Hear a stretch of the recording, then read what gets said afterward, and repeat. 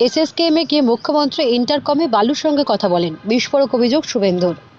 শুক্রবার মুখ্যমন্ত্রী এসএসকেএমে চিকিৎসা করাতে যান। সেই বিষয়ে শনিবার রাতে মুখ খুললেন বিরোধী দলনেতা শুভেন্দু অধিকারী। শুভেন্দু অভিযোগ করে বলেন, গতকাল 2:45 মুখ্যমন্ত্রী পিজি হসপিটালে সুপারের চেম্বারে বসেছিলেন। সেখানে স্বাস্থ্য সচিব নিগম, কলকাতা পুলিশের মমতা কমিশনার বিনীত গোয়েল, পিজির সুপার ছিলেন।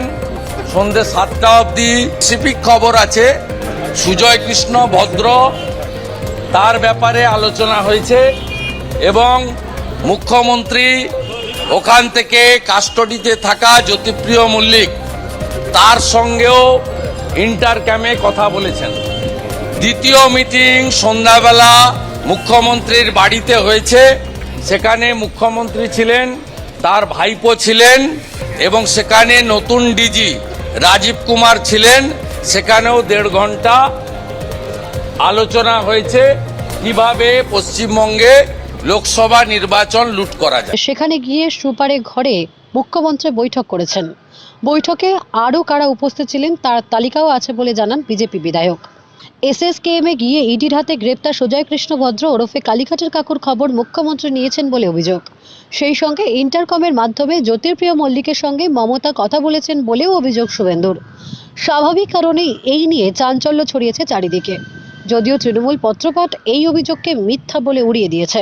বিরোধী দলনেতা সাংবাদিকদের বলেন যে তার কাছে নির্দিষ্ট খবর আছে, সুপারের ঘর থেকে তিনি সুজয় কৃষ্ণ ভদ্রের খোঁজ নেন ও বালুর সঙ্গে মত বিনিময় করেন। তিনি আরও বলেন, এর পরের বৈঠক হয়েছে মুখ্যমন্ত্রীর বাড়িতে। অভিষেক ছিলেন, সেখানে নতুন ডিজি রাজীব কুমারও ছিলেন। লোকসভা ভোটে কিভাবে ভোট লুট করা যায় তা নিয়ে আলোচনা হয়েছে। শুভেন্দু অধিকারীর এই বক্তব্য শুনে বাম নেতা সুজন চক্রবর্তী বলেন, যদি এই তথ্য ঠিক হয় তাহলে অভিযোগ মারাত্মক। এই সমস্ত ব্যবস্থাটা কে করে দিলেন? Hospital super? সুজয় কৃষ্ণের গলা যাতে আর ঠিক না হয় বা গলার স্বর না মেলে তার ব্যবস্থা করলেন।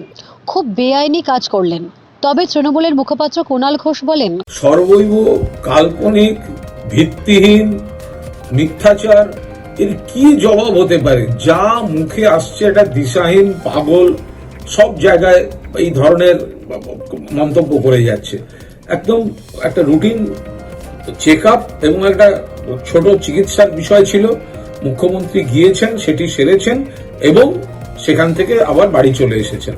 তাকে কেন্দ্র করে এই ধরনের মিথ্যাচার এবং একসময় এই মুখ্যমন্ত্রীর পায়ে লুটিয়ে পড়ে থেকে নিজের এবং তার পরিবারের লোকেদের রাজনৈতিক প্রতিষ্ঠা, একের পর এক পদ, ক্ষমতা ইত্যাদি, তারপরে এত বড় মিথ্যাচার, এ ভগবান ক্ষমা করবে না। সবটা শুভেন্দুর মিথ্যা প্রচার। ও বারবার করে মিথ্যা কথা বলে চলেছে।